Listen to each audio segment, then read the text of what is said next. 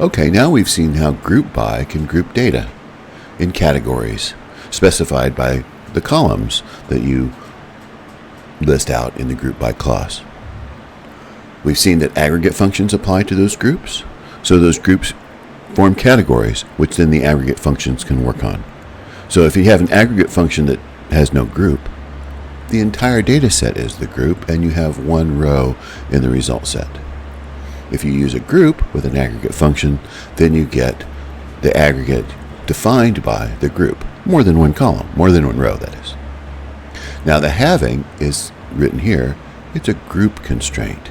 So having is a predicate, comparison predicate, just like the where clause. So when you see it, it's going to look a lot like it.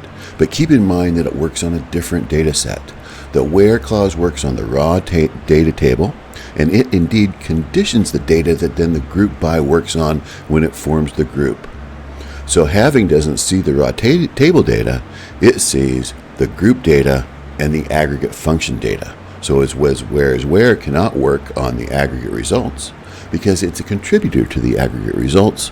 After that basic data table is built, the group by and having clause can then work together on the data. Let's see some examples.